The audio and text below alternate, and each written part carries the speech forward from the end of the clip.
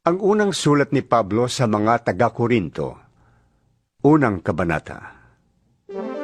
Mula kay Pablo na tinawag ng Diyos ayon sa kanyang kalooban, upang maging apostol ni Kristo Jesus, at mula sa ating kapatid na si Sostenes, para sa iglesia ng Diyos na nasa Korinto, sa inyo na mga hinirang ng Diyos na maging Kanya, sa pamamagitan ng pakikipag-isa kay Kristo Jesus, gayon din sa lahat ng tao na nasa lahat ng dako na tumatawag sa pangalan ni Hesukristo na Panginoon nating lahat. Sumainyo nawa ang pagpapala at kapayapaan mula sa Diyos na ating Ama at sa Panginoong Hesukristo. Lagi akong nagpapasalamat sa Diyos dahil sa mga pagpapalang ibinigay niya sa inyo sa pamamagitan ni Kristo Jesus. Dahil sa inyong pakikipag-isa kay Kristo, kayo ay naging masagana sa lahat ng bagay, maging sa pananalita at sa kaalaman. Ang katotohanan tungkol kay Kristo ay pinagtibay sa inyo, kaya't hindi kayo nagkukulang ng anumang pagpapala, habang hinihintay ninyong bumalik ang ating Panginoong Hesukristo. Kayo'y gagawin niyang matatag hanggang wakas, upang matagpuan kayong walang kapintasan sa araw ng ating Panginoong Hesukristo. Tapat ang Diyos na tumawag sa inyo upang makipag-isa sa Kanyang anak na si Hesukristong ating Panginoon. Mga kapatid, ako'y nakikiusap sa inyo sa ngalan ng ating Panginoong Hesukristo. Magkaisa kayo at huwag magkabahabahagi, maging sa isipan at maging sa layunin. Sapagkat ibinalita sa akin ng mga kasamahan ni Chloe na kayo raw ay nag-aaway-away. Ito ang tinutukoy ko. Ang sabi ng isa, kay Pablo ako. Ang sabi naman ng isa pa, ako'y kay Apolos. May iba pa ring nagsasabi, kay Pedro ako. At may nagsasabi pang, ako'y kay Kristo. Bakit? Nahati ba si Kristo? Si Pablo bang ipinako sa krus para sa inyo? Binautismohan ba kayo sa pangalan niya? Salamat sa Diyos at wala akong binautismohan sa inyo, maliban kina Crispo at Gayo. Kaya hindi ninyo masasabing kayo'y binautismohan sa aking pangalan. Ako nga rin palang nagbautismo sa pamilya ni Estepanas. Maliban sa kanila, wala na akong natatandaang binautismohan ko. Sapagkat sinugo ako ni Kristo, hindi upang magbautismo, kundi upang mangaral ng magandang balita.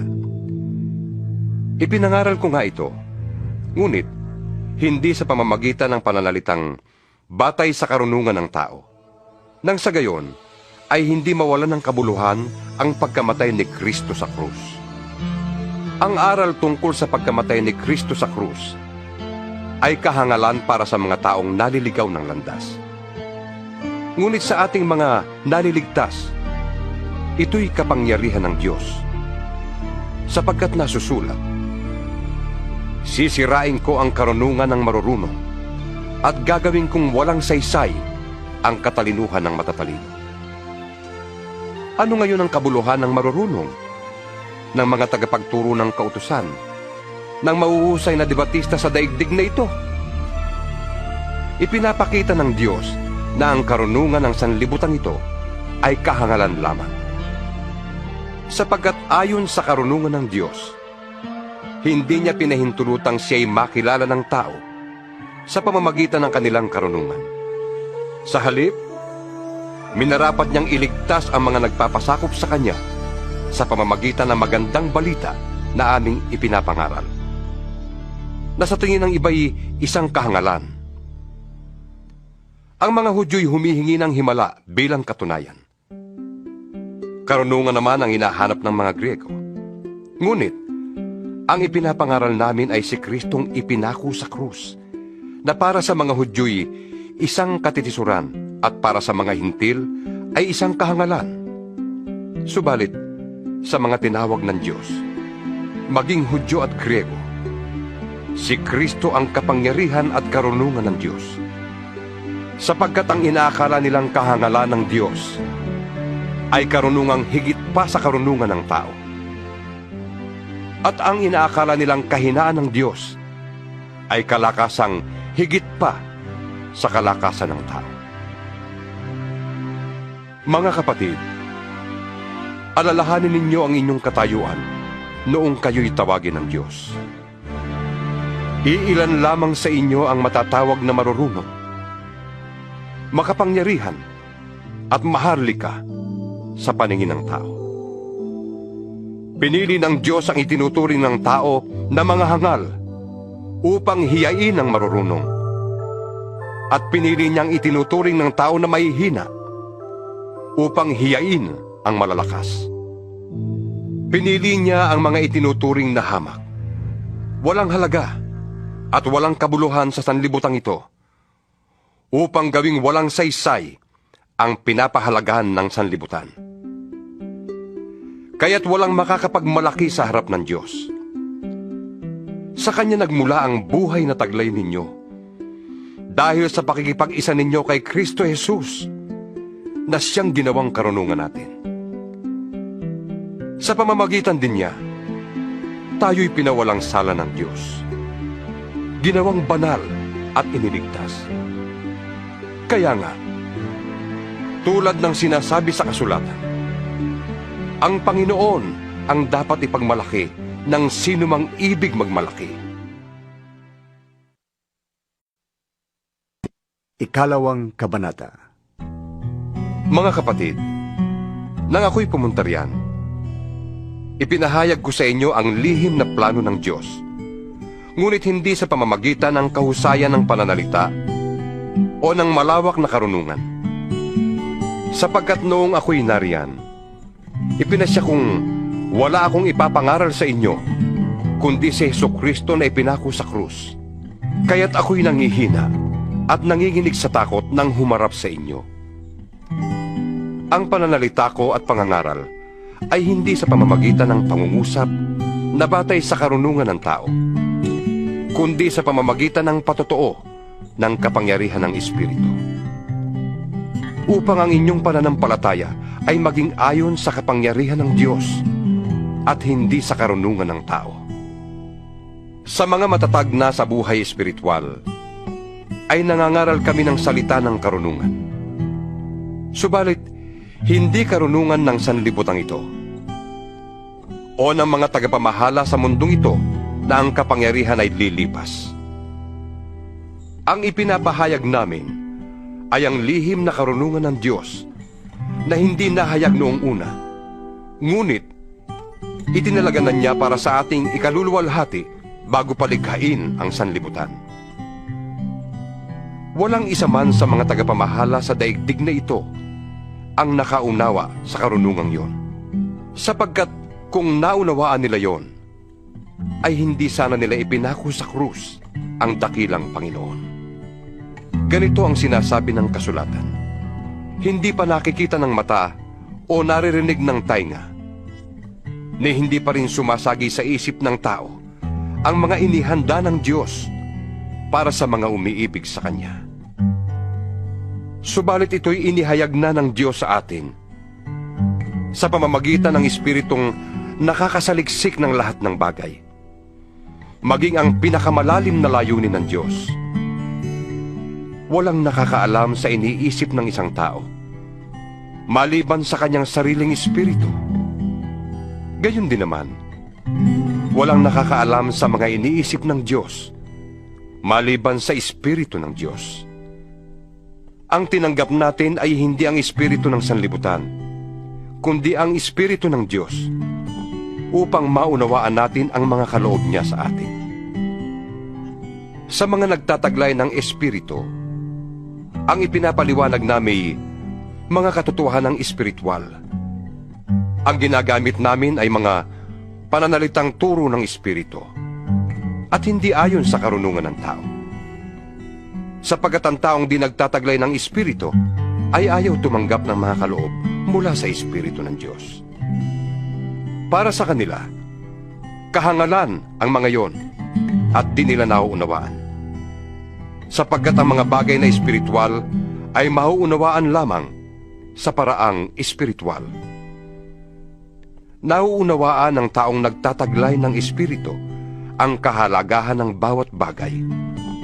Ngunit, walang sino mang makakaunawa sa kanya. Ganito ang sinasabi sa kasulatan. Sino ang nakakaalam ng pag-iisip ng Panginoon? Sino ang makapagpapayo sa Kanya? Ngunit ang pag-iisip ni Kristo'y taglay natin.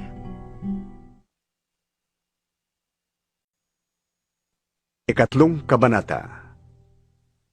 Mga kapatid, hindi ko kayo makausap bilang mga taong nagtataglay ng Espiritu. Kailangan kausapin ko kayo bilang mga taong namumuhay pa ayon sa laman at mga sanggol pa sa pananampalataya kay Kristo. Gatas ang ibinigay ko sa inyo noon at hindi matigas na pagkain, sapagkat hindi ninyo kaya yon. At hanggang ngayon ay hindi pa rin ninyo kaya, sapagkat nananaig pa sa inyo ang laman. Ang inyong pag-iinggitan at pag-aaway-away ay tanda na makasanlibutan pa kayo at namumuhay ayon sa laman. Kapag sinasabi ng isa, ako'y kay Pablo, at ng iba, ako'y kay Apolos, hindi ba tandayan na kayo'y namumuhay pa ayon sa laman? Sino ba si Apolos at sino si Pablo? Kami mga lingkod lamang ng Diyos. Inakay namin kayo sa pananampalataya kay Kristo at ginawa ng bawat isa sa amin ang gawaing ibinigay ng Panginoon. Ako ang nagtanim, si Apolos ang nagdilig, ngunit ang Diyos ang nagpatubo at nagpalago. Hindi ang nagtatanim o nagdidilig ang mahalaga, kundi ang Diyos, sapagkat siya ang nagpapatubo at nagpapalago. Ang nagtatanim at ang nagdidilig ay parehong manggagawa lamang, at bawat isa'y tatanggap ng gantimpala ayon sa kanyang pagsisikap. Kami kapwa manggagawa ng Diyos, at kayo ang kanyang bukirin. Kayo rin ay gusali ng Diyos, ayon sa kakayahang ipinagkaloob ng Diyos sa akin.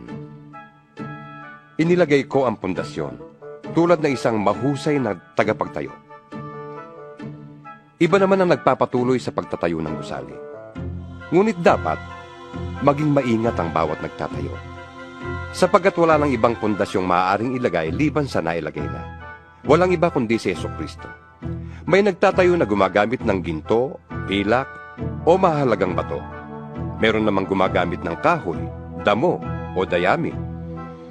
Makikilala ang uri ng gawa ng bawat isa sa araw ng paghuhukom, sapagkat mahahayag sa pamamagitan ng apoy kung anong uri ang ginawa ng bawat isa. Kung ang itinayo sa ibabaw ng pundasyon ay hindi masunog, tatanggap ng gantimpala ang nagtayo noon. Ngunit kung masunog naman, mawawalan siya ng gantimpala. Gayunman, maliligtas siya, kaya lang ay para siyang nagdaan sa apoy. Hindi ba ninyo alam na kayo'y templo ng Diyos at naninirahan sa inyo ang kanyang espiritu? Paparusahan ng Diyos ang sinumang magwasak ng templo niya, sapagkat banal ang templo ng Diyos, at kayo ang templong yan. Huwag dayain ni numan ang kanyang sarili. Kung may nag-aakalang siya'y marunong ayon sa sanlibutang ito, aminin niyang siya'y mangmang upang maging tunay na marunong. Sapagkat ang karunungan ng sanlibutang ito ay kamangmangan sa paningin ng Diyos. Ganito ang sinasabi sa kasulatan. Hinuhuli niya ang marurunong sa kanila na ring katusuhan. Gayun din, alam ng Panginoon ang iniisip ng marurunong ay walang kabuluhan. Kaya't huwag ipagmalaki ni numan ang nagagawa ng tao. Para sa inyo ang lahat ng ito. Si Pablo, si Apolos, at si Pedro, ang sanlibutang ito. Ang buhay, ang kamatayan, ang kasalukuyan, at ang hinaharap. Lahat ng ito'y para sa inyo, at kayo'y para kay Kristo, at si Kristo na may para sa Diyos. Ika-4 na kabanata. Dapat ninyong kilalanin na kami mga lingkod ni Kristo at katiwala ng mga lihim ng Diyos. Ang katiwala'y kailangang maging tapat sa kanyang Panginoon. Walang anuman sa akin kung ako'y hatulan ninyo o ng alinmang hukuman ng tao. Kahit ako'y hindi humahatol sa aking sarili, kahit na walang umuusig sa aking budhi, hindi yun nangangahulugan na ako'y wala ng kasalanan. Ang Panginoon ang humahatol sa akin. Kaya't huwag kayong hahatol ng wala pa sa panahon. Maghintay kayo sa pagdating ng Panginoon. Siya ang maglalantad ng mga bagay na ngayoy natatago sa kadiliman at maghahayag ng mga lihim na hangarin ng bawat isa. Sa panahong yun, bawat isa'y bibigyan ng Diyos ng papuring nauukol sa Kanya. Mga kapatid, kami ni Apolos ang ginamit kong halimbawa para sa inyong kapakinabangan, upang matutuhan ninyo ang kahulugan ng kasabihang, sumunod kayo sa patakaran. Huwag ninyong ipagmamalaki ang isang tao kung ahamakin naman ninyo ang iba. Paano kayo nakakahigit sa iba? Hindi ba't lahat ng nasa inyo'y bigay lamang sa inyo ng Diyos? Kung gayon, bakit ninyo ipinagyayabang yon na parang hindi kaloob sa inyo? Kayo pala'y nasisiyahan na. Mayayaman na pala kayo. Kayo pala'y naghahari na kahit hindi kami tumulong sa inyo. Sana nga'y naging hari na kayo upang kami man ay maghari ding kasama ninyo. Sa palagay ko, kaming mga apostol ang ginawa ng Diyos na pinakahamak sa lahat ng tao. Ang katulad namin ay mga taong nahatulan ng kamatayan. Isang panoorin para sa sanlibutan ng mga anghel at ng mga tao. Kami mga hangal alang-alang kay Kristo. Kayo na may marurunong dahil kay Kristo. May hina kami, kayo na may malalakas. Hinahama kami, kayo na may pinaparangalan. Hanggang sa oras na ito, kami nagugutom, nauuhaw, at halos hubad. Kami pinapahirapan at walang matirhan. Nagpapakahirap kami at nagbabanat ng buto para kumita ng ikabubuhay. Idinadalangin namin ang mga lumalait sa amin. Kapag kami inuusig, tinitiis namin yon. Malumanay kaming sumasagot sa mga naninira sa amin. Hanggang ngayon, kami parang maruming basahan. Pinakahamak sa lahat ng tao sa daigdig. Ito'y isinusulat ko, hindi upang hiyain kayo, kundi upang pangaralan bilang minamahal kong mga anak. Kahit magkaroon pa kayo ng 10,000 tagapagturo sa pamumuhay Kristiyano, iisa lamang ang inyong Ama, sapagkat kayo'y naging mga anak ko sa pananampalataya kay Kristo Jesus, sa pamamagitan ng magandang balitang ipinangaral ko sa inyo. Kaya't isinasamo ko sa inyo, tularan ninyo ako. Dahil dito, pinapunta ko riyan si Timoteo, ang aking minamahal at tapat na anak sa Panginoon. Papaalalahanan niya kayo tungkol sa mga patakaran ko sa buhay, sa pagsunod kay Kristo Jesus. Ang mga patakaran ding yan ang itinuturo ko sa bawat iglesia sa lahat ng dako. Nagmamataas ang ilan sa inyo, dahil ang akala nila'y hindi na ako pupunta riyan. Ngunit kung loloobin ng Panginoon, ako'y pupunta riyan sa lalong madaling panahon. At titingnan ko kung anong kapangyarihan ang ipinagmamalaki ng mga yan. At hindi hanggang sa salita lamang. Sapagkat ang paghahari ng Diyos ay hindi sa salita, kundi sa kapangyarihan. Ano ang gusto ninyo? Pupunta ba ako riyang may dalang pamalo? O taglay ang diwa ng pag-ibig at kahinahunan? 5 Kabanata. Nakarating sa akin ang balita na isa sa inyo ay gumagawa ng napakasama. Kinakasama niya ang asawa ng kanyang ama. Kahit mga pagano ay hindi gumagawa ng ganyang kahalayan. Nakukuha pa ninyong magmalaki? Dapat sana'y mahiya kayo at tumangis at itiwalag ang gumagawa ng ganoon, kahit na wala ako riyan sa katawan. nariyan naman ako sa Espiritu. Kaya't parang nariyan na rin ako. Ang gumagawa niyan ay hinatulang ko na sa pangalan ng Panginoong Hesus. Ako'y kasama ninyo sa Espiritu sa inyong pagtitipon. At sa kapangyarihan ng ating Panginoong Hesus, ibigay ninyo kay Satanas ang taong yan upang mapahamak ang kanyang katawan at nang maligtas ang kanyang espiritu sa araw ng Panginoon. Hindi kayo dapat magmalaki. Hindi ba ninyo alam ang kasabihang napapaalsa ng kaunting pampaalsa ang buong masa? Alisin ninyo ang dating pampaalsa, ang kasalanan, upang kayo'y maging malinis. Sa gayon, matutulad kayo sa isang bagong masa na walang pampaalsa. At talaga namang ganyan kayo, sapagkat naihandog na ang ating korderong pampaskwa na walang iba kundi si Kristo.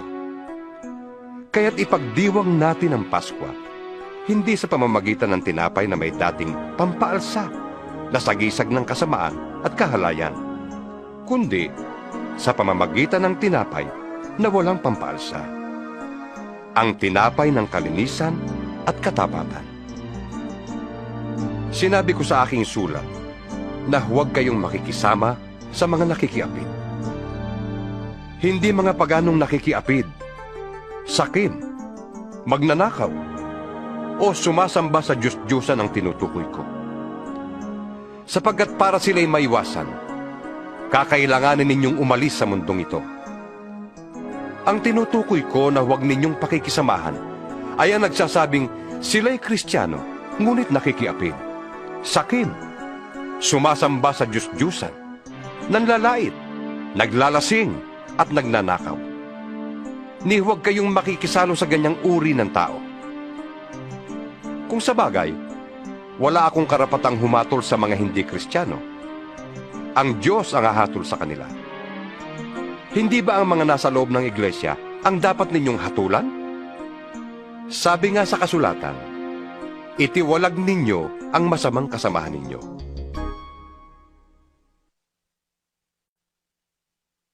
Ika-6 na kabanata. Kung may reklamo ang sino man sa inyo laban sa kapwa Kristiyano, bakit siya nagsasakdal sa mga hukom na hindi Kristiyano? Sa halip na ipaubaya sa mga hinirang ng Diyos ang pag-aayos ng kaso nila. Hindi ba ninyo alam na ang mga hinirang ng Diyos ang hahatol sa sanlibutan? Kung kayo ang hahatol sa sanlibutan, hindi ba ninyo kayang hatulan ng ganyang kaliit na bagay? Hindi ba ninyo alam na hahatulan natin ang mga anghel? Gaano na lang ang mga bagay na may kinalaman sa buhay na ito? Kung may mga kaso kayo, bakit ninyo ito idinudulog sa mga taong hindi kinikilala ng iglesia? Dapat kayong mahiya. Wala bang isa man lang sa inyo na marunong mag-ayos ng awayan ng magkakapatid? Bakit nagsasakdal kayo sa hukuman, kapatid laban sa kapatid? At sa harapan naman ng mga hindi mananampalataya? Ang pagkakaroon ninyo ng usapin laban sa isa't isa ay isa ng kabiguan sa inyo. Bakit hindi na lamang kayo magtiis kung kayo'y inapi? Bakit hindi na lamang kayo magpalamang?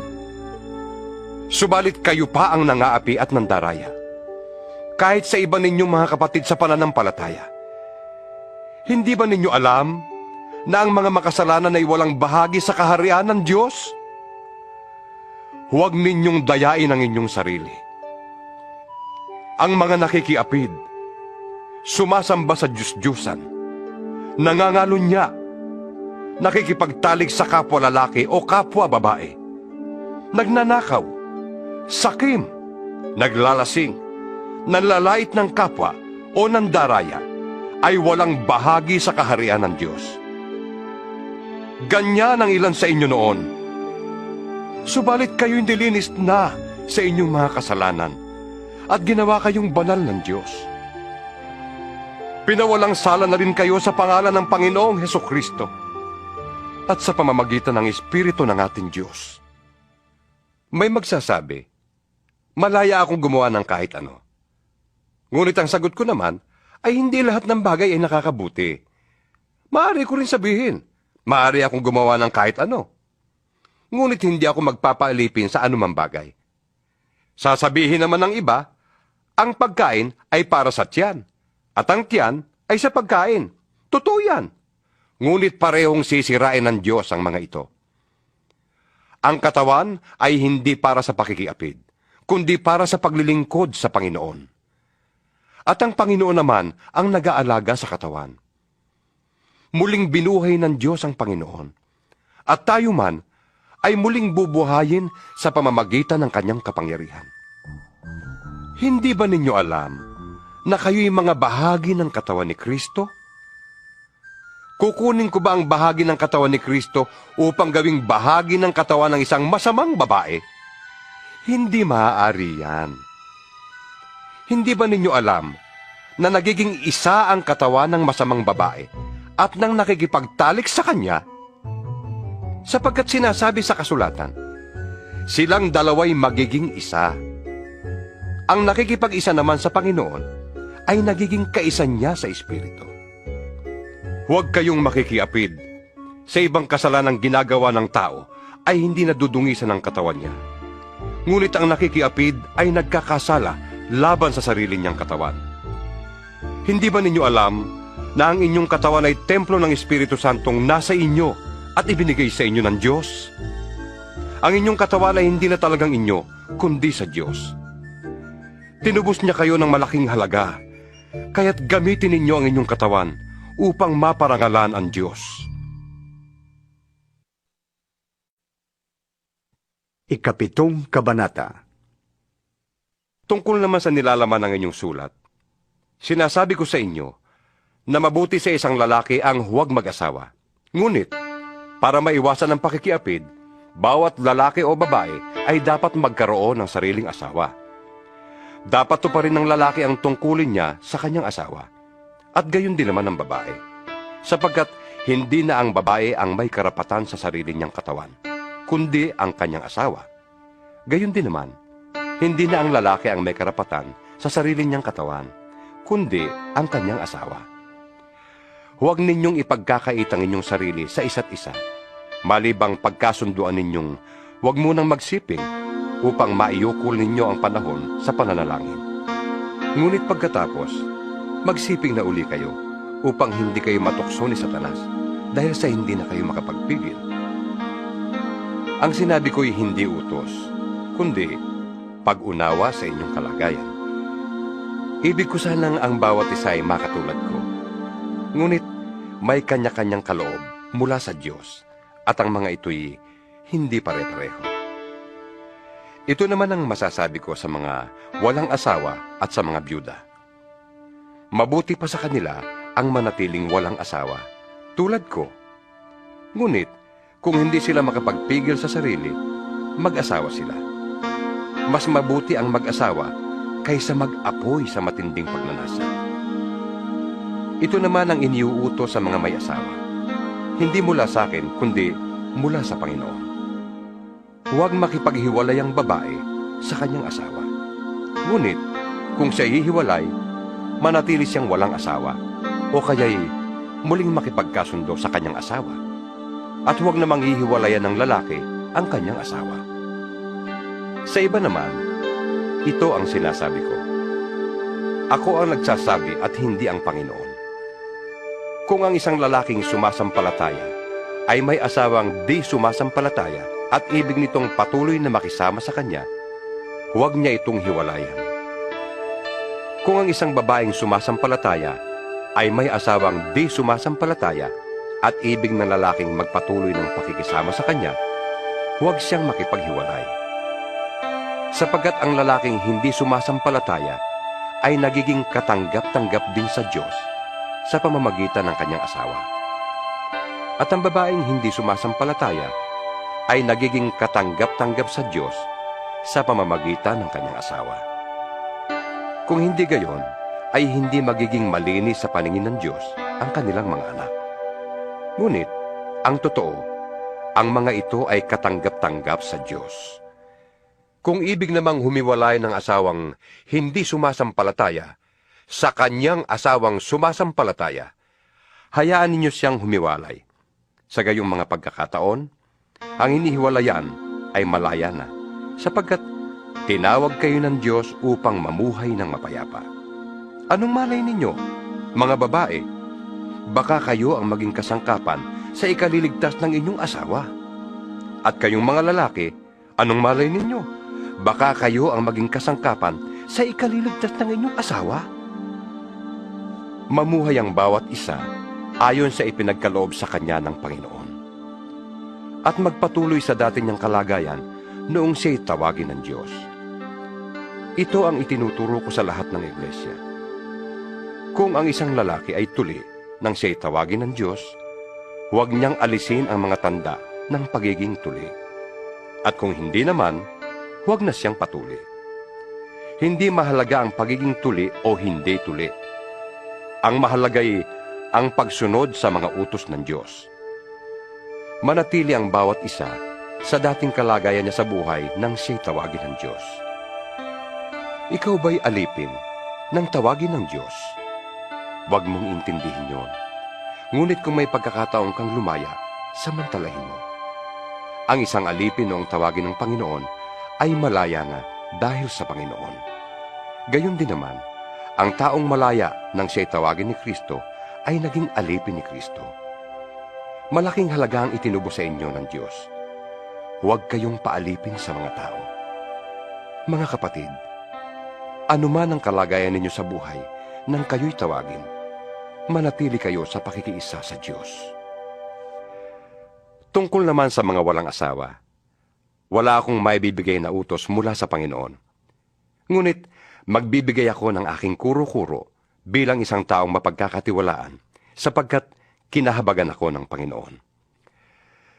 Dahil sa matinding kahirapan sa kasalukuyan, inaakala kong mabuti pa sa isang tao ang manatili sa kanyang kalagayan. Ikaw ba'y may asawa na? Huwag kang makipaghiwalay. Wala ka pa bang asawa? Huwag mo nang hangaring magkaasawa. Ngunit kung ikaw ay mag-aasawa, hindi ka nagkakasala. Kung ang isang dalagay mag-asawa, hindi rin siya nagkakasala. Ngunit ang nag-aasawa ay magdaranas ng mga kahirapan sa buhay na ito. At iyan ang ibig kong maiwasan ninyo. Ito ang ibig kong sabihin, mga kapatid. Malapit na ang takdang panahon. Kaya't mula ngayon, ang may asawa ay mamuhay na parang walang asawa. Ang mga nananangis na parang di nananangis. Ang mga nagagalak na parang di nagagalak. Ang namimili na parang walang ari-arian. At ang mga may tinatamasa sa sanlibutan ito na parang di nila ito binibigyan ng halaga. Sapagkat ang lahat ng bagay sa daigdig na ito'y hindi na magtatagal. Ibig kong malayo kayo sa mga alalahanin sa buhay. Ang pinagkakaabalahan ng lalaking walang asawa ay ang mga gawaing ukol sa Panginoon. Sapagkat ibig niyang maging kalugod-lugod sa Panginoon. Ngunit, ang pinagkakaabalahan ng lalaking may asawa ay ang mga bagay ng sanlibutan ito, sapagkat ibig niyang makapagbigay lugod sa kanyang asawa. Dahil dito'y hati ang kanyang malasakit. Gayon din naman, ang pinagkakaabalahan ng dalaga o ng babaeng walang asawa ay ang mga bagay ukol sa Panginoon, sapagkat ibig niyang maitalaga ng lubusan ng sarili sa paglilingkod sa Panginoon. Subalit, ang iniintindi ng babaeng may asawa ay ang mga bagay ng sanlibutan ito, sapagkat ibig niyang makapagbigay lugod sa kanyang asawa.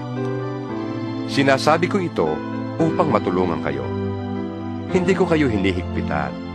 Ang ibig ko'y maakay kayo sa maayos na pamumuhay at nang lubusan kayong makapaglingkod sa Panginoon. Tungkol sa magkatipan na nagkasundong di pa pakakasal, kung inaakala ng lalaki na nagkakaroon siya ng masidhing pagnanasa sa kanyang katipan, bagay na di nararapat, at dahil dito'y kailangang pakasal sila, ituloy nila ang dati nilang balak. Pakasal sila, hindi ito kasalanan. Kung talaga namang ayaw na niyang pakasalan ang kanyang kasintahan at walang dahilang nakakapilit sa kanya at kaya naman niyang pigilin ang sarili, tama lang na hindi niya pakasalan ang kasintahan. Kaya nga, mabuti ang magpasyang pakasalan ang kanyang kasintahan. Ngunit, mas mabuti ang hindi mag-asawa. Ang babae ay nakatali sa kanyang asawa habang nabubuhay ito. Kapag namatay ang lalaki, ang babae ay malaya ng mag-asawa sa sinumang maibigan niya. Ngunit, dapat ay sa isang Kristiyano. Subalit, higit siyang magiging maligaya kung mananatili siya sa kanyang kalagayan bilang byuda. Yan ang palagay ko. At sa palagay ko naman, ay nasa akin din ang Espiritu ng Diyos. Ikawalong kabanata. Tungkol naman sa mga pagkaing inihandog sa mga Diyos-Diyusan, alam nating may kaalaman tayong lahat. Ngunit ang kaalaman ay nagtutulak sa tao na maging mapagmataas, samantalang ang pag-ibig ay nakapagpapatibay. Ang nag-aakalang may nalalaman siya ay hindi pa nakakaalam ng dapat niyang malaman. Ngunit kilala ng Diyos ang sinumang umiibig sa Kanya. Kaya nga, tungkol sa pagkaing inihandog sa Diyos-Diyusan, alam nating ang mga Diyos-Diyusan ay larawan ng mga bagay na di totoo, at alam nating iisa lamang ang Diyos. Kahit na may tinatawag na mga Diyos sa langit at sa lupa, at ang mga tinatawag na mga Diyos at mga Panginoon ay marami, ngunit para sa atin, ay iisa lamang ang Diyos, ang Ama na lumikha ng lahat ng bagay, at tayo'y nabubuhay para sa Kanya.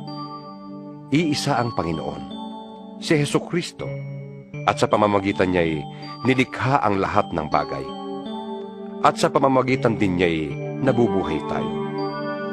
Subalit, hindi lahat ay nakakaalam nito. May mga taong nasanay na sa pagsamba sa mga Diyos-Diyusan noong una. Kaya't hanggang ngayon, kapag kumakain sila ng ganoong pagkain, inaakala pa rin nila na iyon ay handog sa Diyos-Diyusan. Dahil kulang pa ang kanilang kaalaman. Ang akala nila ay nagkasala sila kapag kumain sila niyon.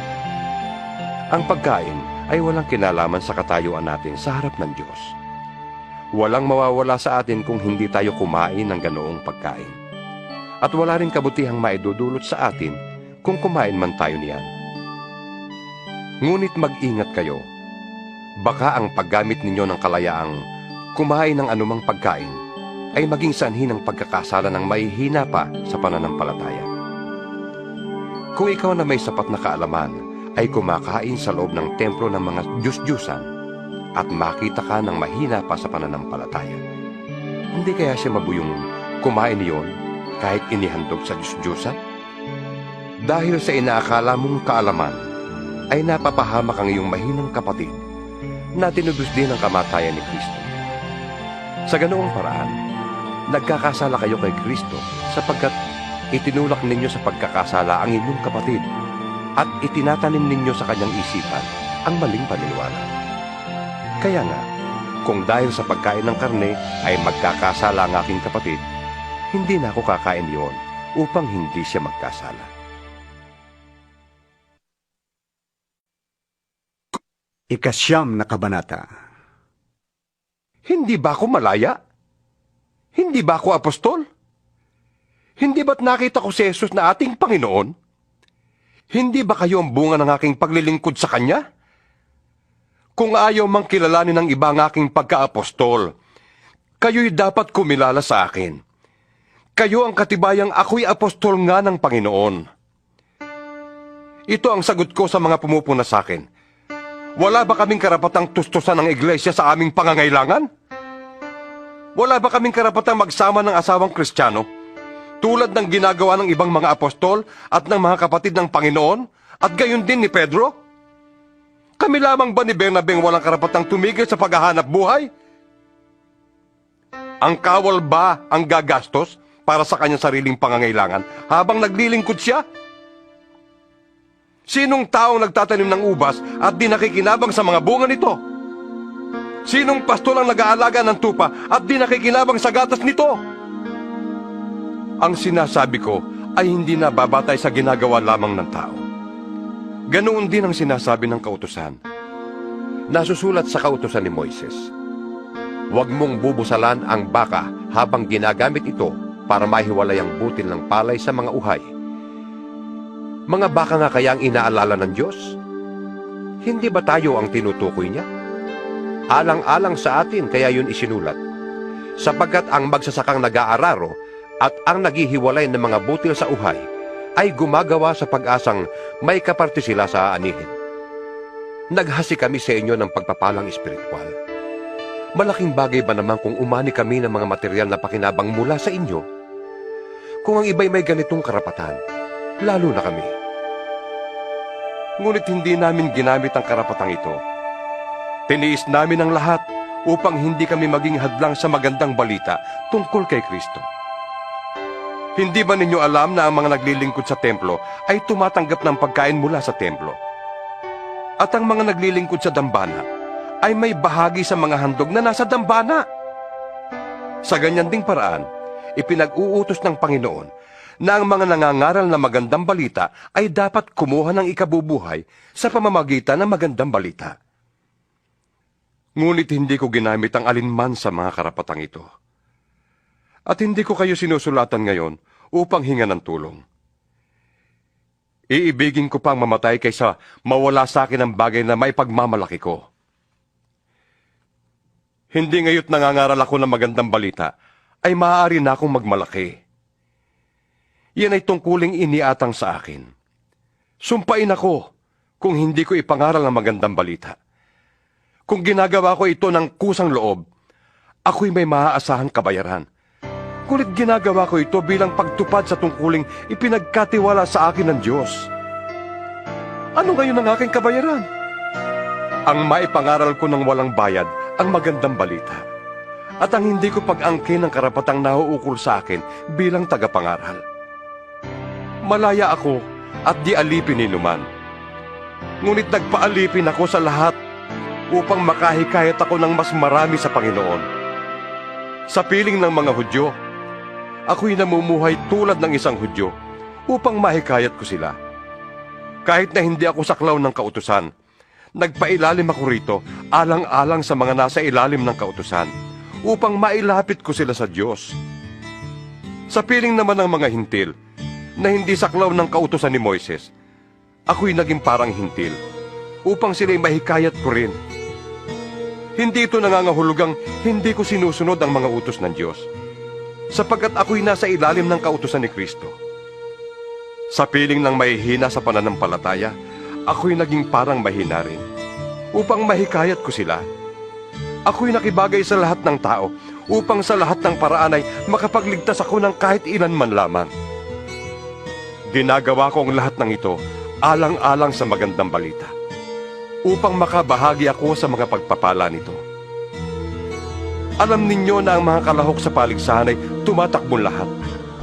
Ngunit isa lamang ang nagkakamit ng gantimpala. Kaya pagbutihin ninyo ang pagtakbo upang kamtan ninyo ang gantimpala. Lahat ng manlalarong nagsasanay ay may disiplina sa lahat ng bagay upang magkamit ang isang gantimpalang panandalian lamang. Ngunit, ang gantimpalang hinahangad natin ay panghabang panahon. Hindi ako tumatakbo ng walang patutunguhan at hindi ako sumusuntok sa hangin. Pinapahirapan ko't sinusupil ang aking katawan sapagkat baka pagkatapos kong mangaral sa iba ay ako naman ang itakwil. 10 kabanata. Ibig kong malaman ninyo mga kapatid, ang nangyari sa ating mga ninuno noong panahon ni Moises. Silang lahat ay naliliman ng ulap sa kanilang paglalakbay at tumawid sa dagat na pula. Sa gayon, nabautismuhan silang lahat sa ulap at sa dagat bilang mga tagasunod ni Moises. Kumain silang lahat ng iisang pagkaing espiritual at uminom din ng iisang inuming espiritual, sapagkat uminom sila sa batong espiritual na sumusubaybay sa kanila, at ang batong yon ay si Kristo. Gayunman, hindi kinalugdan ng Diyos ang marami sa kanila. Kaya't nagkalat sa ilang ang kanilang mga bangkay. Ang lahat ng mga nangyaring yon ay babala sa atin upang huwag tayong magnasa ng masasamang bagay gaya ng ginawa nila. Huwag kayong sasamba sa mga Diyos-Diyusan, gaya ng ilan sa kanila. Ayon sa nasusulat, Umupo ang mga tao upang kumain at uminom, at tumindig upang sumayaw. Huwag tayong makikiapid, gaya ng ginawa ng ilan sa kanila. Kaya't 23,000 tao ang namatay sa isang araw. Huwag nating susubukin ang Panginoon, gaya ng ginawa ng ilan sa kanila. Dahil sa ginawa nila, sila'y pinuksa ng mga ahas. Huwag din kayong magreklamo, tulad ng ilan sa kanila. Nilipol naman sila ng anghel na namumuksa. Nangyari yon sa kanila bilang gaya ng ginawa ng ilan sa kanila. Dahil sa ginawa nila, sila'y pinuksa ng mga ahas. Huwag din kayong magreklamo, tulad ng ilan sa kanila. Nilipol naman sila ng anghel na namumuksa. Nangyari yon sa kanila bilang babala sa iba. At isinulat upang tayo namang nabubuhay ngayong mga huling araw ay maturuan. Kaya nga, mag-ingat ang sino mang nag-aakalang siya'y nakatayo at baka siya bumagsak. Wala pang pagsubok na dumating sa inyo na hindi nararanasan ng lahat ng tao. Tapat ang Diyos at hindi niya ipapahintulot na kayo'y subukin ng higit sa inyong makakaya. Sa halip, pagdating ng pagsubok, bibigyan niya kayo ng lakas upang mapagtagumpayan yon. Kaya nga, mga minamahal, huwag kayong sasamba sa mga Diyos-Diyusan. Ganito ang sinasabi ko sa inyo, sapagat alam kong kayo'y matatalino.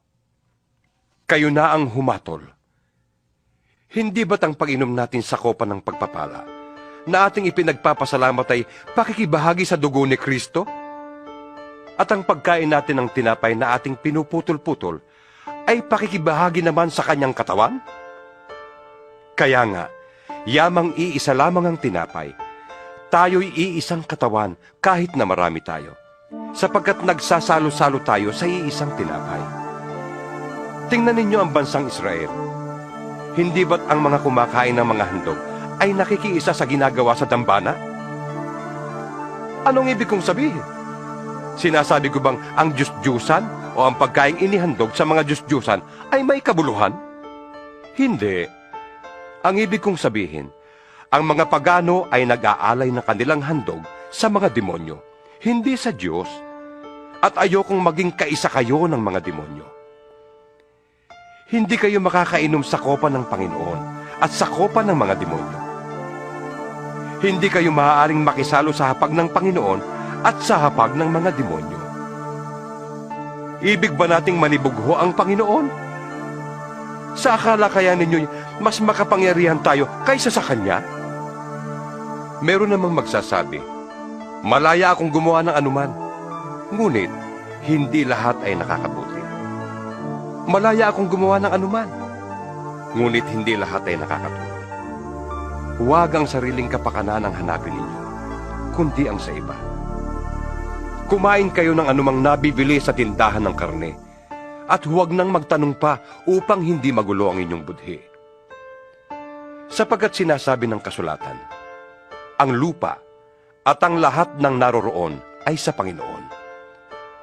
Kung anyayahan kayo ng isang di sumasampalataya at ibig ninyong dumalo, kainin ninyo ang anumang ihain sa inyo at huwag na kayong magtanong pa kung iyon ay pagkakasala ninyo. Ngunit kung may magsabi sa inyo, ito'y inialay sa mga Diyos-Diyusan, huwag ninyong kainin yon, alang-alang sa nagsabi sa inyo, upang di mabalisa ang budhi. Ang ibig kong sabihin ay ang budhi ng inyong kapwa, at hindi ang budhi ninyo. Ikakatwira naman ng iba, bakit ang kalayaan ko'y ahadlangan ng budhi ng iba? Bakit ako susumbatan dahil sa pagkain ko ng mga bagay na ipinagpasalamat ko naman sa Diyos?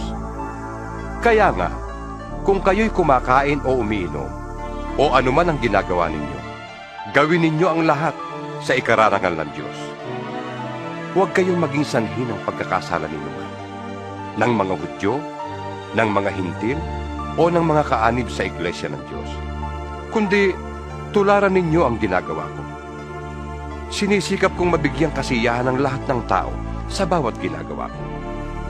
Hindi ko hinahanap ang sarili kong kapakanan, kundi ang kapakanan ng marami upang maligtas sila. 11 kabanata. Tularan ninyo ako, gaya ng pagtulad ko kay Kristo. Pinupuri ko kayo dahil naaalala ninyo ako at sinusunod ninyo ang mga itinuro ko sa inyo. Ngunit ibig kong maunawaan ninyo na si Kristo ang nakakasakop sa bawat lalaki. Ang lalaki ang nakakasakop sa kanyang asawa, at ang Diyos naman ang nakakasakop kay Kristo. Ang lalaking nananalangin o nagpapahayag ng mensaheng mula sa Diyos nang may takip ang ulo ay nagdudulot ng kahihiyan sa nakakasakop sa kanya. Ang babae namang nananalangin o nagpapahayag ng mensaheng mula sa Diyos nang walang belo ay nagdudulot ng kahihiyan sa nakakasakop sa kanya. Para na rin siyang babaeng ahit ang ulo.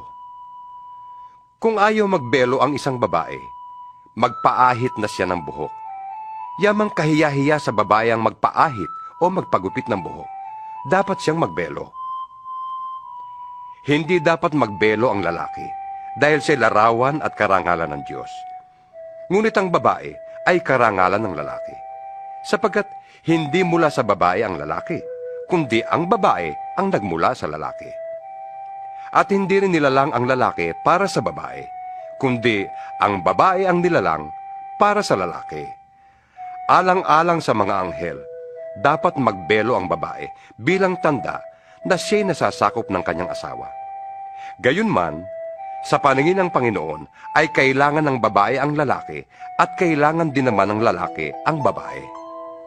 Kung nagmula man sa lalaki ang babae, ang lalaki na may isinisilang ng babae, at mula sa Diyos ang lahat. Kayo nang humatol, angkop ba sa isang babae ang makitang nananalangin ng walang takip sa ulo? Hindi ba't kalikasan na rin ang nagtuturo sa inyo na kahiya-hiya sa isang lalaki ang magpahaba ng buhok? Ngunit karangalan naman ito ng babae, sapagkat ibinigay sa kanya ang buhok bilang pantakip sa ulo. Ngunit kung may ibig pang makipagtalo tungkol dito, wala akong masasabi kundi ito. Sa pagsamba, wala kaming iba pang kaugalian, gayon din ang mga iglesia ng Diyos. Tungkol sa mga babanggitin ko ngayon, hindi ko kayo maaaring purihin. Ang inyong pagtitipon ay hindi nakakabuti, kundi nakakasama. Una sa lahat, nabalitaan ko na kayo'y nagpapangkat-pangkat sa inyong pagtitipon. At ako'y naniniwalang may katotohanan yan. Kailangan nga magkabukod-bukod kayo upang makilala kung sino-sino sa inyo ang mga tapat. Sa inyong pagtitipon, hindi banal na hapunan ng Panginoon ang kinakain ninyo? Sapagkat ang bawat isa sa inyo'y nagmamadali sa pagkain ng kanyang dala. Kaya't nagugutom ang iba, at ang iba namay nalalasing. Wala ba kayong sariling bahay upang doon kumain at uminom? O hinahamak ninyo ang iglesia ng Diyos at hinihiya ang mahihirap? Anong gagawin ko ngayon? Pupurihin ko ba kayo sa bagay na yon? Hindi. Hindi ko kayo pupurihin. Ito ang turong tinanggap ko sa Panginoon at ibinigay ko naman sa inyo. Ang Panginoong Hesus, noong gabing siya ipagkanulo, ay dumampot ng tinapay. Nagpasalamat at pinagpira-piraso yun at sinabi, "Ito ang aking katawan na inihahandog para sa inyo. Gawin ninyo ito bilang pag-aalaala sa akin." Gayon din naman, matapos maghapunan, dumampot siya ng kopa at sinabi, "Ang kopang ito ang bagong tipan na pinagtitibay ng aking dugo. Tuwing iinumin niyo ito, gawin ninyo bilang pag-aalaala sa akin. Sapagkat tuwing kakain kayo ng tinapay na ito at iinom sa kopang ito, ay ipinapahayag ninyo ang kamatayan ng Panginoon hanggang sa muling pagparito niya. Ang sino mang kumakain ng tinapay at umiinom sa kopa ng Panginoon, sa paraang di nararapat, ay nagkakasala sa katawan at dugo ng Panginoon. Kaya, dapat siyasatin ng tao ang kanyang sarili bago siya kumain ng tinapay at uminom sa kopa. Sapagkat ang sino mang kumakain at umiinom nang hindi kinikilala ang kahalagahan ng katawan ng Panginoon, ay kumakain at umiinom ng hatol laban sa kanyang sarili. Yan ang dahilan kung bakit mahihina at masasakitin ang marami sa inyo, at may ilang namatay na. Kung sisiyasatin natin ang ating sarili, hindi tayo ahatulan ng Panginoon. Ngunit kung hinahatulan tayo ng Panginoon, tayo'y itinutuwid lamang niya upang hindi tayo maparusahang kasama ng sanlibutan.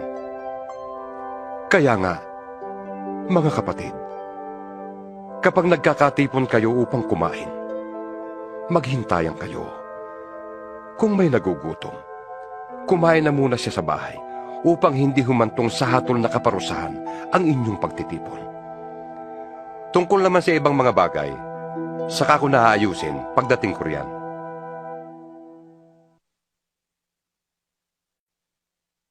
Ikalabing-dalawang kabanata. Ngayon, tungkol naman sa mga kaloob ng Espiritu Santo, mga kapatid, ibig kong magkaroon kayo ng wastong kaalaman.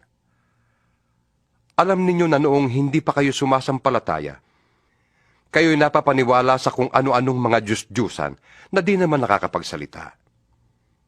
Kaya't ibig kong malaman ninyo na walang taong pinapatnubayan ng Espiritu ng Diyos na makapagsasabi, "Sumpain si Jesus." Hindi rin masasabi ni numan, "Panginoon si Jesus," kung hindi siya pinapatnubayan ng Espiritu Santo. Iba't iba ang mga espiritual na kaloob. Ngunit, iisa lamang ang Espiritong nagkakaloob ng mga ito. Iba't iba ang paraan ng paglilingkod. Ngunit, iisa lamang ang Panginoong pinaglilingkuran. Iba't iba ang mga gawaing iniatas. Ngunit, iisa lamang ang Diyos na kumikilo sa taong gumagawa ng mga iyon. Ang bawat isa'y binigyan ng kaloob na nagpapakitang nasa Kanya ang Espiritu para sa ikabubuti ng lahat. Sa isa'y ipinagkaloob sa pamamagitan ng Espiritu ang kakayahang magpahayag ng karunungang galing sa Diyos. Sa isa na may ang kakayahang magpahayag ng kaalamang galing sa Diyos. Ang Espiritu rin yun ang nagkakaloob sa iba ng malaking pananalig sa Diyos.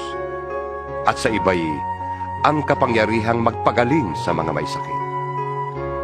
May pinagkalooban ng kapangyarihang gumawa ng mga himala. May pinagkalooban naman ng kakayahang magpahayag ng mensaheng mula sa Diyos. At may pinagkalooban naman ng kakayahang malaman kung aling kaloob ang mula sa Espiritu at kung alin ang hindi.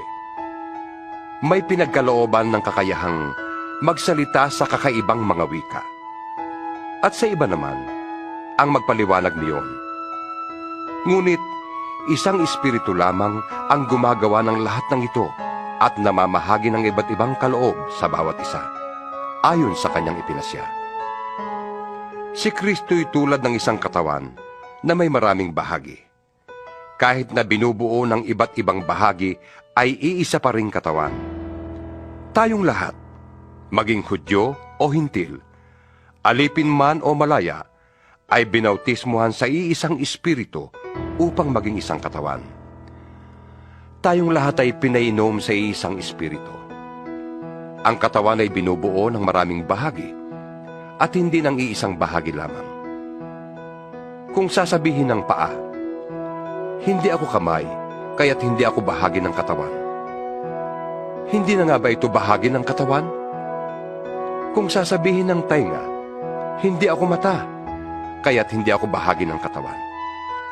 Hindi na nga ba ito bahagi ng katawan? Kung puro mata lamang ang buong katawan, paano ito makakarinig?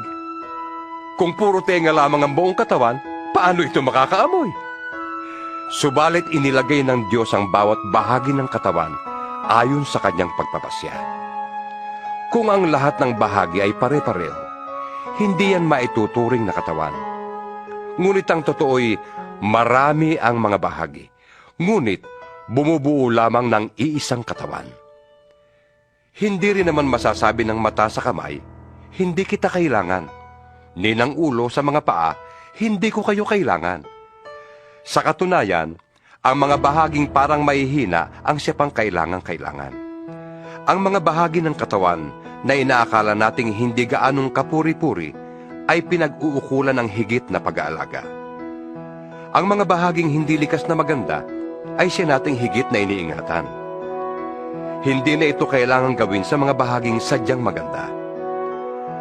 Nang isaayos ng Diyos ang ating katawan, binigyan niya ng higit na karangalan ang mga bahaging di gaanong marangal, upang hindi magkaroon ng pagkakahati-hati, at sa halip ay magmalasakit sa isa't isa.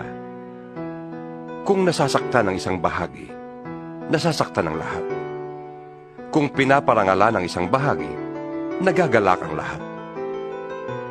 Kayo ngang lahat ang iisang katawan ni Kristo. At bawat isa sa inyo ay bahagi nito. Naglagay ang Diyos sa iglesia, una, ng mga apostol, ikalawa, ng mga propeta, at ikatlo, ng mga guro. Naglagay rin siya ng mga gumagawa ng mga himala, mga nagpapagaling ng mga may sakit, mga tagatulong, mga tagapangasiwa, at mga nagsasalita sa kakaibang mga wika. Hindi lahat ay apostol, propeta o guro. Hindi lahat ay binigyan ng kakayahang gumawa ng mga himala, magpagaling ng mga may sakit, magsalita sa kakaibang mga wika o magpaliwanag nito. Kaya't buong taimtim ninyong hangarin ang mga kaloob na mas dakila. At ngayoy ituturo ko sa inyo ang pinakamabuti sa lahat. Ikalabing-tatlong kabanata. Makapagsalita man ako sa mga wika ng mga tao at ng mga anghel, kung wala naman akong pag-ibig, para lamang akong kampanang umalingaw-ngaw o pompyang na tumataginting. Kung ako man ay may kakayahang magpahayag ng salita ng Diyos at umunawa sa lahat ng hiwaga, kung mayroon man ako ng lahat ng kaalaman at ng malaking pananampalataya, ano pa't nakakapagpalipat ako ng mga bundok, ngunit kung wala naman akong pag-ibig, wala akong kabuluhan. Ipamigay ko man ang lahat ng aking mga ari-arian at ialay ang aking katawan upang sunugin. Kung wala naman akong pag-ibig, walang kabutihang maidudulot yon sa akin. Ang pag-ibig ay matyaga at magandang loob. Hindi maiinggitin, mayabang o mapagmataas. Hindi magaspang ang pag-uugali, hindi makasarili, hindi magagalitin o mapagtanim sa kapwa. Hindi niya ikinatutuwa ang gawang masama, ngunit ikinagagalak ang katotohanan. Ang pag-ibig ay mapagtiis, mapagtiwala, puno ng pag-asa, at nagtitiyaga hanggang wakas. Matatapos ang kakayahang magpahayag ng salita ng Diyos. Titigil ang kakayahang magsalita sa kakaibang mga wika. Mawawala ang kaalaman, ngunit ang pag-ibig ay walang katapusan. Hindi pa lubos ang ating kaalaman at kulang ang kakayahan nating magpahayag ng mensaheng mula sa Diyos. Ngunit, pagdating ng ganap, mawawala na ang di ganap. Noong ako'y bata pa, nagsasalita ako, nag-iisip, at nangangatwirang tulad ng bata. Ngayong ako'y mayroon ng sapat na gulang, iniwan ko na ang mga asal ng bata. Sa kasalukuyan, tila malabong larawan ang nakikita natin sa salamin. Ngunit, darating ang araw na makikita na natin ang Diyos ng harapan. Bahagya lamang ang nalalaman ko ngayon. Ngunit, darating ang araw na malulubos ang kaalamang ito, tulad ng pagkakilala niya sa akin. Ang tatlong ito'y nananatili. Ang pananampalataya, pag-asa, at pag-ibig. Ngunit, ang pinakadakila sa mga ito ay ang pag-ibig. Kalabing-apat na kabanata. Ang pag-ibig kung gayon, ang inyong pakamithiin. Hangarin ninyo ang mga kaloob na espiritual, lalong-lalo na ang makapagpahayag ng mensaheng mula sa Diyos. Ang nagsasalita sa kakaibang wika ay sa Diyos nakikipag-usap, hindi sa tao, sapagkat walang nakakaunawa sa Kanya. Ngunit nagsasalita siya ng mga hiwaga sa tulong ng Espiritu Santo.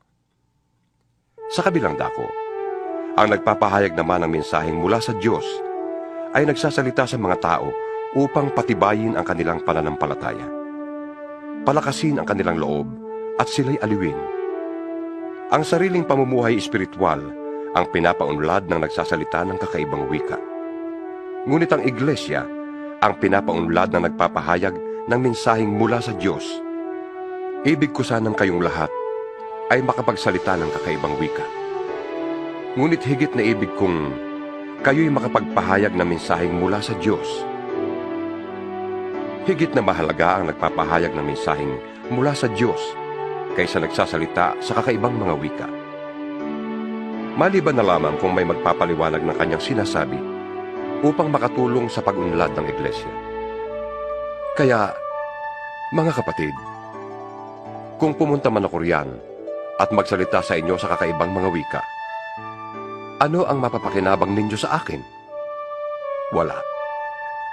Makikinabang lamang kayo kung tinuturuan ko kayo ng pahayag ng Diyos, nang nalalaman ko tungkol sa Kanya, ng mga mensaheng mula sa Diyos at ng mga aral. Maging sa mga instrumentong walang buhay, tulad ng plauta at alpa. Paanong malalaman ninuman kung ano ang tinutugtog kung hindi malinaw ang tunog ng mga nota? At kung hindi malinaw ang tunog ng trumpeta, sino ang maghahanda sa pakikipaglaban? Gayon din naman, paanong malalaman ninuman ang ibig ninyong sabihin kung magsasalita kayo sa pamamagitan ng wikang hindi naman nila nauunawaan? Para kayong nakikipag-usap sa hangin. Maraming iba't ibang wika sa daigdig, at bawat isa ay may kahulugan. Ngunit, kung hindi ako marunong ng wikang ginagamit ng aking kausap, hindi kami magkakaintindihan. Yamang nananabi kayo sa mga kaloob ng Espiritu. Sikapin ninyong sumagana kayo sa mga kaloob na makapagpapaunlad sa iglesia.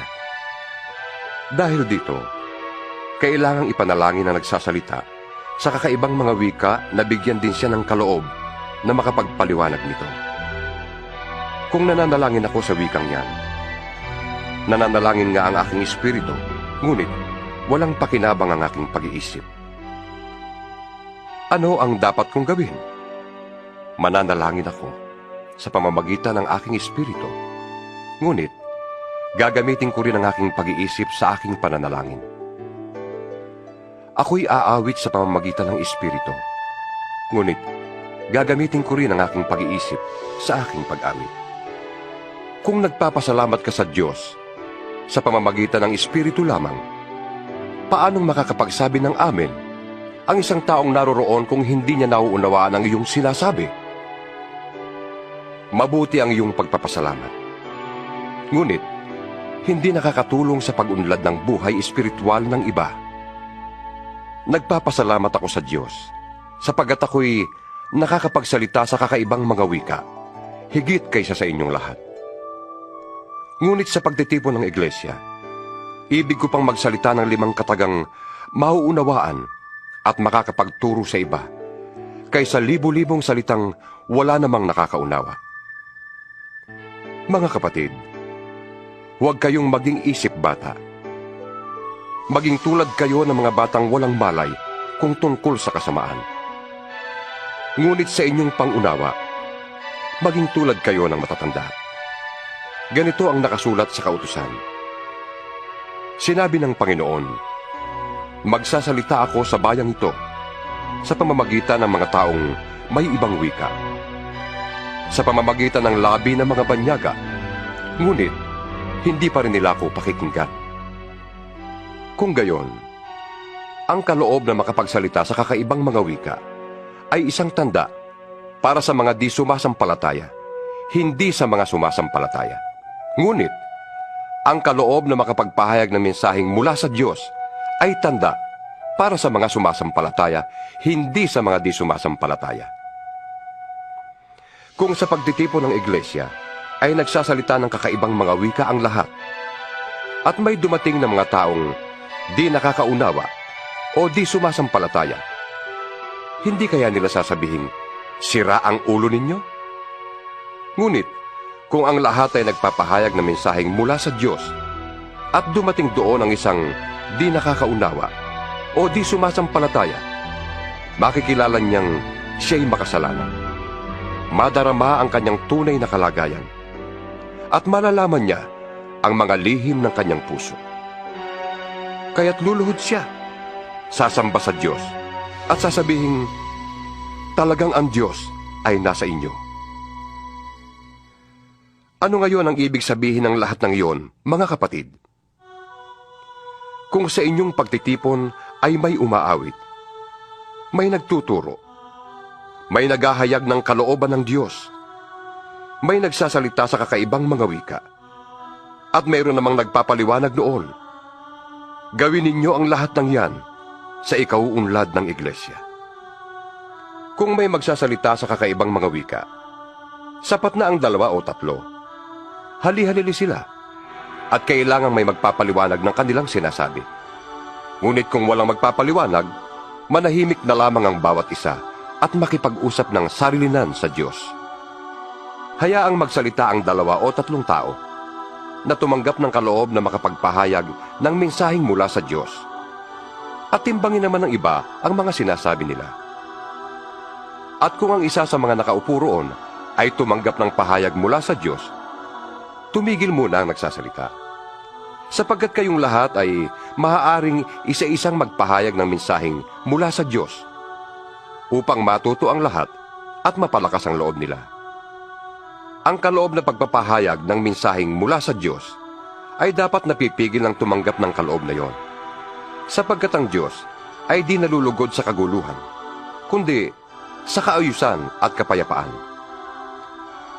Gaya ng dapat mangyari sa lahat ng iglesia ng mga hinirang ng Diyos. Ang mga babae ay kailangang tumahimik sa mga pagtitipon sa iglesia, sapagkat hindi ipinapahintulot sa kanila sa ganoong mga pagtitipon ang magsalita. Kailangan sila'y pasakop, gaya ng sinasabi ng kautusan. Kung meron silang nais malaman, magtanong sila sa kanilang asawa pagdating nila sa bahay, sapagkat kahiya-hiyang magsalita ang isang babae sa loob ng iglesia. Inaakala kaya ninyong sa inyo nagmula ang salita ng Diyos? O kayo lamang ang tumanggap nito?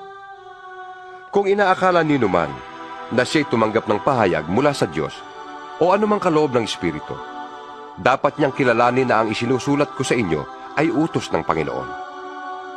Ang ayaw kumilala nito ay huwag din ninyong kilalanin.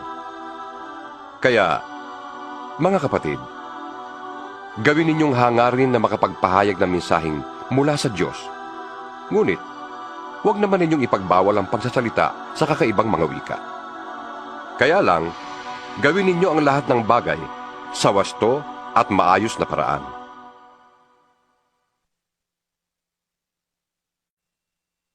Ika-15 kabanata. At ngayon ipinapaalala ko sa inyo, mga kapatid, ang magandang balitang ipinangaral ko sa inyo. Yan ang magandang balitang inyong tinanggap at naging saligan ng inyong pananampalataya. Sa pamamagitan nito'y naliligtas kayo, kung matatag ninyong pinanghahawakan ang salitang ipinangaral ko sa inyo. Dahil kung hindi, walang kabuluhan ang inyong pananampalataya. Sapagkat ibinigay ko sa inyo itong pinakamahalagang turo na tinanggap ko rin. Si Kristo'y namatay dahil sa ating mga kasalanan, bilang katuparan sa sinasabi sa kasulatan. Inilibing siya at muling nabuhay sa 3 araw. Ayon din sa kasulatan, at siya'y nagpakita kay Pedro at saka sa 12. Pagkatapos, nagpakita siya sa mahigit na 500 kapatid na nagkakatipon. Marami sa kanila ay buhay pa hanggang ngayon, subalit patay na ang ilan. At nagpakita rin siya kay Santiago at saka sa lahat ng mga apostol na sama-sama noon. Sa kahuli-huli ay nagpakita rin siya sa akin, kahit na ako'y tulad ng isang batang ipinanganak ng di kapanahunan. sapagkat ako ang pinakahamak sa mga apostol. Hindi ako karapat-dapat tawaging apostol, sapagkat inusig ko ang iglesia ng Diyos. Ngunit, dahil sa kagandahang loob niya, ako'y naging apostol. At hindi naman nawalan ng kabuluhan ang kaloob niyang ito sa akin. Naghihirap ako ng higit kaysa kanino man sa kanila. Subalit, hindi ito sa sarili kong kakayahan, kundi sa tulong ng Diyos. Kaya't maging ako o sila, ito ang ipinapangaral namin, at ito ang pinaniwalaan ninyo. Ngayon, kung ipinapangaral namin si Kristo'y muling nabuhay, bakit sinasabi ng ilan sa inyo na hindi bubuhaying muli ang mga patay? Kung totoo yan, lilitaw na hindi muling binuhay si Kristo. At kung si Kristo'y hindi muling binuhay, walang kabuluhan ang aming pangangaral at walang katuturan ang inyong pananampalataya. Kung ganon, lilitaw na kami mga sinungaling na saksi ng Diyos dahil pinatotohanan namin na muling binuhay ng Diyos si Kristo, ngunit hindi naman pala. Kung talagang walang muling pagkabuhay ng mga patay, kung hindi bubuhaying muli ang mga patay, hindi rin muling binuhay si Kristo. At kung hindi muling binuhay si Kristo, kayo hindi pa nahahango sa inyong mga kasalanan at walang katuturan ng inyong pananampalataya. Hindi lamang yan. Lilitaw pa na ang lahat ng namatay na sumasampalataya kay Kristo ay napahamak. Kung ang pag-asa natin kay Kristo ay para sa buhay na ito lamang, tayo na ang pinakakawawa sa lahat ng tao. Ngunit ang totoo, si Kristo'y muling binuhay bilang katibayan na muling bubuhayin ng mga patay. Kung paanong dumating ang kamatayan sa pamamagitan ng isang tao, gayon din naman, dumating ang muling pagkabuhay sa pamamagitan din ng isang tao. Sapagkat kung paanong mamamatay ang lahat dahil sa kanilang kaugnayan kay Adan, gayon din naman, mabubuhay ang lahat dahil sa kanilang kaugnayan kay Kristo. Ngunit ang bawat isa'y sa kanya-kanyang takdang panahon.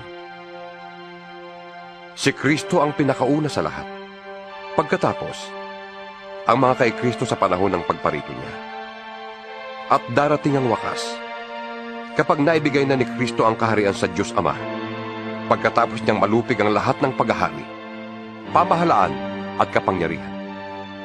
Sapagkat si Kristo'y dapat maghari hanggang sa malupig niya at lubusang mapasuko ang kanyang mga kaaway. Ang kahuli-hulihang kaaway na kanyang lulupigin ay ang kamatayan. Ganito ang sinasabi ng kasulatan: ang lahat ng bagay ay lubusang ipinailalim ng Diyos sa kanyang kapangyarihan. Ngunit sa salitang lahat ng bagay, maliwanag na hindi kasama rito ang Diyos na siyang naglagay ng lahat ng bagay sa ilalim ng kapangyarihan ni Kristo.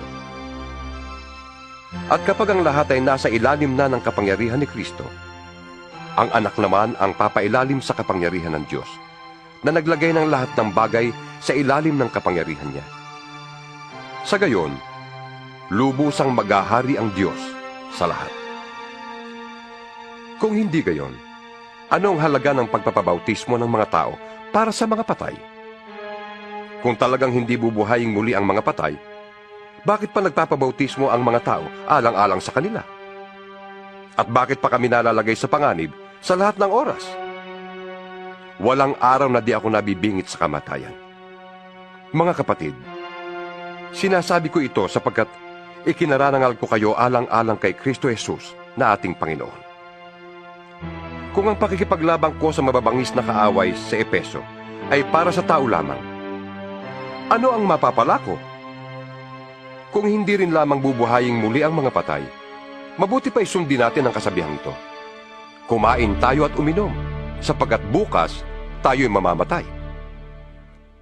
Huwag kayong paloloko. Ang masasamang kasamay nakakasira ng magagandang ugali. Magpakatino kayo at talikdan ang pagkakasala.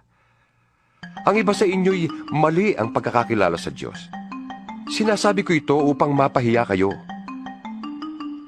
Ngunit may magtatanong, paano bubuhayin muli ang mga patay? Ano ang magiging uri ng katawan nila? Hangal. Hindi mabubuhay ang binhing itinatanim hanggat hindi iyon namamatay. At ang itinatanim ay hindi halamang malaki na, kundi binhi, tulad ng butil ng trigo o ng ibang binhi. Ang Diyos ang nagbibigay ng katawan sa binhing yon ayon sa kanyang kagustuhan. Bawat binhi binigyan niya ng angkop na katawan. At hindi pare-parehong laman ng mga nilikhang may buhay. Ibang laman ng tao, iba ang laman ng hayop, iba ang sa mga ibon, at iba sa mga isda. May mga katawang panlangit at mayroon namang panlupa.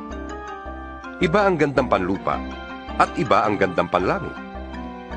Iba ang liwanag ng araw, iba naman ang liwanag ng buwan.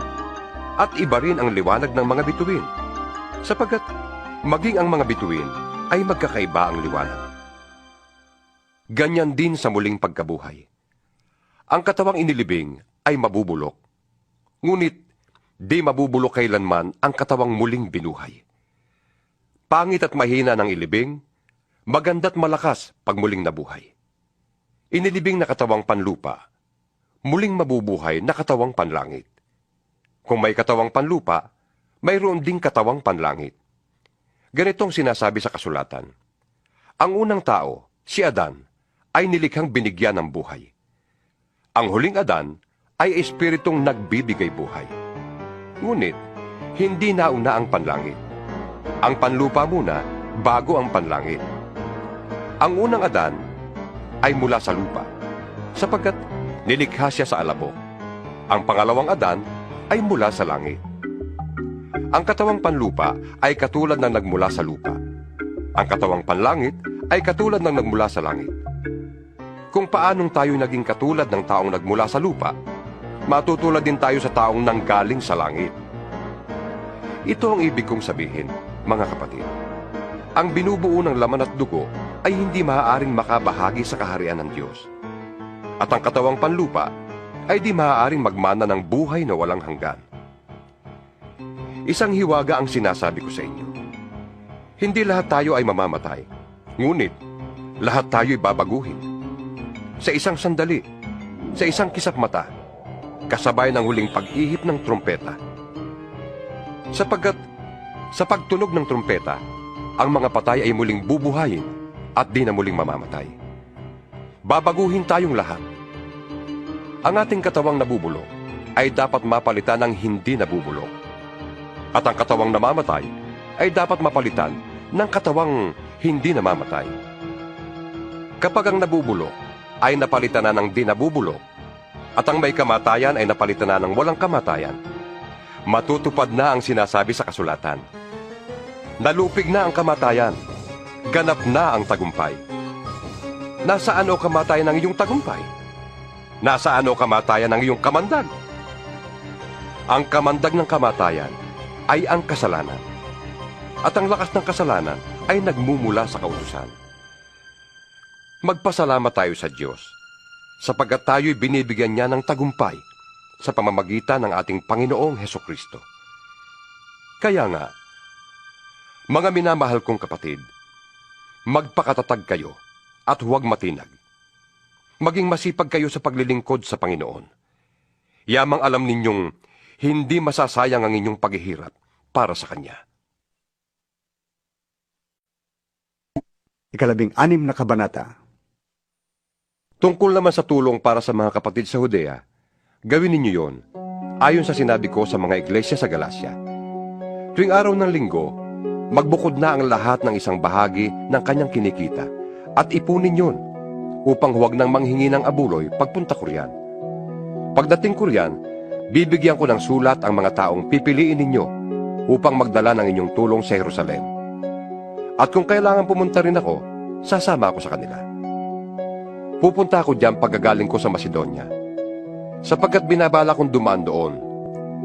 Magtatagal ako riyan, at maaring diyan ako magpapalipas ng taglamig upang matulungan ninyo ako sa susunod kong paglalakbay. Kahit na hindi ko pa alam kung saan yon, ayokong ako'y dadaan lamang diyan. Ibig kong magtagal ng konti kung loloobin ng Panginoon.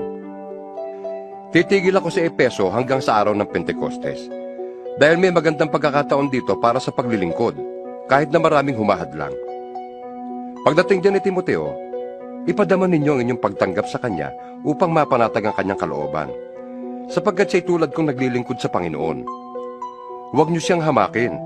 Sa halip ay tulungan ninyo upang makabalik sa akin ng mapayapa, sapagkat hinihintay ko siya kasama ng mga kapatid.